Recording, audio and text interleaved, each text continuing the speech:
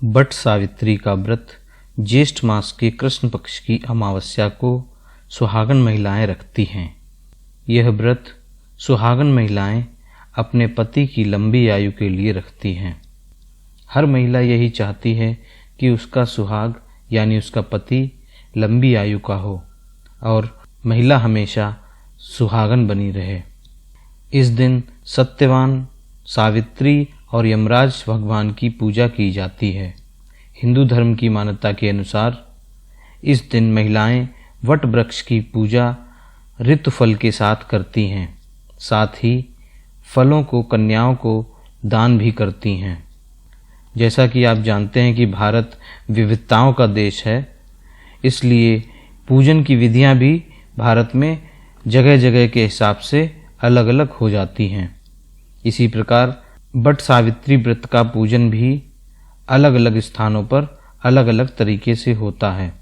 मान्यताओं के अनुसार इस दिन भैंसे पर सवार यमराज सत्यवान और सावित्री की मूर्ति को सोने अथवा मिट्टी से बनाकर धूप, दीपक, चंदन, रोली और फल चढ़ाकर किया जाता है।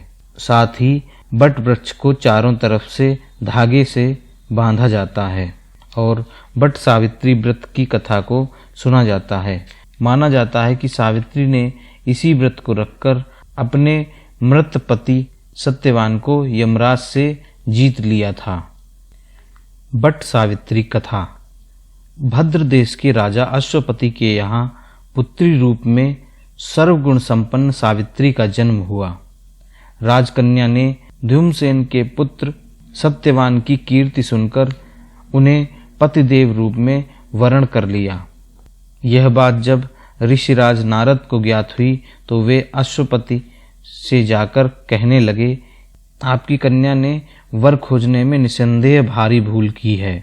सत्यवान गुणवान तथा धर्मात्मा भी हैं, परंतु वह अल्पायु है और 1 वर्ष के बाद ही उसकी मृत्यु हो जाएगी। नारद जी की यह बात सुनते ही राजा अश्वपति का चेहरा मुरझा गया। वृथा न होवी देव ऋषि वाणी। ऐसा विचार करके उन्होंने अपनी पुत्री को समझाया कि ऐसे अल्प आयु व्यक्ति के साथ में विवाह करना उचित नहीं है, इसलिए उन्हें अन्य वर चुन लेना चाहिए।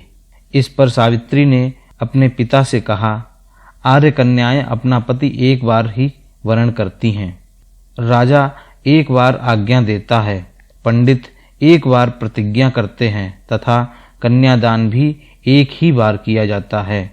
अब चाहे जो हो, मैं सत्यवान को ही वर के रूप में स्वीकार करूंगी। सावित्री ने नारद से सत्यवान की मृत्यु का समय मालूम कर लिया था। अंततो गत्वा उन दोनों को पाणी ग्रहण संस्कार में बांधा गया। वह ससुराल पहुंचते ही सास ससुर की सेवा में रात दिन लगी रही। समय बदला, ससुर का बल क्षीण होता गया और शत्रुओं ने राज्य छीन लिया। नारद का वचन सावित्री को दिन प्रतिदिन अधीर करता रहा। उसने जब जाना कि पति के मृत्यु का दिन नजदीक आ गया है, तब 3 दिन पूर्व ही उसने उपवास शुरू कर दिया। नारद द्वारा कथित निश्चित तिथि पर पितरों का पूजन किया। नित्य की भांति उस दिन भी सत्यवान अपने समय पर लकड़ी काटने के लिए जब चला गया तो सावित्री भी सास ससुर की आज्ञा अनुसार चलने को तैयार हो गई। वन में पहुंचकर सत्यवान लकड़ी काटने के लिए वृक्ष पर चढ़ गया। वृक्ष पर चढ़ते ही सत्यवान के सिर में असहनीय पीड़ा होने लगी। वह व्याकुल हो गया और वृक्ष से नीचे उतर आया। सावित्री अपना भविष्य समझ गई थी और उसने अपनी जंघा पर सत्यवान को लिटा लिया। उसी समय दक्षिण दिशा से अत्यंत प्रभावशाली महिषासुर यमराज को आते हुए देखा।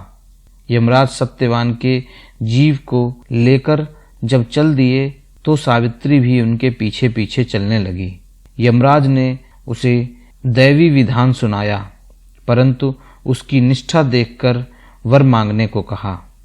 सावित्री बोली, मेरे सास ससुर वनवासी तथा अंधे हैं, उन्हें आप दिव्य ज्योति प्रदान करें। यमराज ने कहा, ऐसा ही होगा, अब लौट जाओ। यमराज की बात सुनकर उसने कहा, भगवान, मुझे अपने पतिदेव के पीछे पीछे चलने में कोई भी परेशानी नहीं हो रही है। पति अनुगमन मेरा कर्तव्य है। यह सुनकर उन्होंने फिर वरदान मांगने को कहा। सावित्री बोली, हमारे ससुर धूमसेन का राज्य छिन गया है, उसे वह पुनः प्राप्त कर लें तथा धर्मपरायण हों। यमराज ने यह भी वर देकर कहा, तथास्तु, परंतु उन्होंने उसका पीछा न छोड़ा। अंत में यमराज ने जब फिर वर मांगने को कहा तो सावित्री बोली, हे भगवान, मेरे 100 पुत्र हों। यमराज ने कहा, तथास्तु। सावित्री फिर यमराज के पीछे चलने लगीं और बोली, पति को आप ले जा रहे हैं, फिर मेरे पुत्र कैसे होंगे।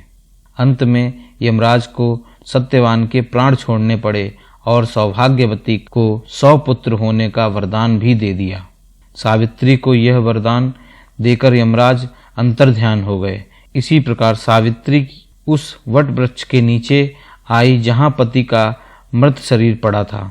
ईश्वर की अनुकंपा से उन्हें पुनः जीवन संचार हुआ और सत्यवान उठकर बैठ गए।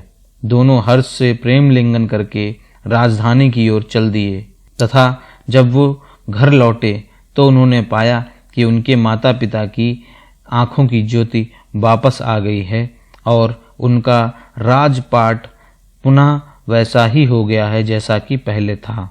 अब सत्यवान सावित्री अपने माता पिता के साथ में राज्य सुख भोगने लगे। यह बट सावित्री व्रत कथा हर सुहागन महिला को बट सावित्री के दिन पर सुननी चाहिए। ऐसा माना जाता है कि यह कथा सुनने से हर सुहागन महिला का पति दीर्घायु होता है।